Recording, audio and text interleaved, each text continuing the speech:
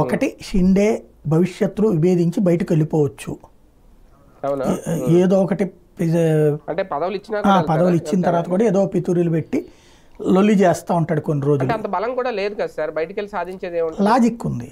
ఇప్పుడు ఇలాగే కంటిన్యూ అయిపోతే భవిష్యత్తు మళ్ళీ రేపు పొద్దున ఉద్ధవ్ థాకరేలు పుంజుకోవచ్చు కదా. అధికారంలో ఉన్నప్పుడు మనం పుంజుకోవడం కష్టం, ఎందుకంటే అధికారంలో ఉన్నప్పుడు పుంజుకునే శక్తి బీజేపీనే పెంచుకుంటుంది. ఆ రెండవ శక్తిగా ప్రత్యామ్నాయ శక్తిగా ఎప్పుడు ఎదుగుతాం? ప్రతిపక్షంలో ఉన్నప్పుడు. ఇప్పుడు శివసేనను కాంగ్రెస్ అజిత్ శరద్ పవార్ వాళ్ళు స్ట్రాంగ్ వెళ్ళారనుకోండి, భవిష్యత్తులో వీళ్ళు ఉనికి కోల్పోతారు అప్పుడు. కాబట్టి ఇప్పుడు వీళ్ళతో పద్దాకాయ పితురీలు చేస్తా, గొడవ చేస్తా, తర్వాత ఉన్నట్టుండి బయటకు వచ్చేసేసి నేనే ప్రతిపక్ష నాయకుడిని అన్నాడు అనుకోండి, ప్రతిపక్ష స్థానం ఇతనికి ఇవ్వాలి కూడా. ఎందుకని 50 ఉన్నాయి కదా, 244లో 25 కావాలి ప్రతిపక్షానికి.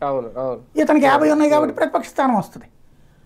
అప్పుడు జాగ్రత్తగా కథ నడిపితే నిదానంగా నెక్స్ట్ ఎలక్షన్స్ అప్పటికి తను కీలక పాత్ర పోషించాలని అనుకోవచ్చు.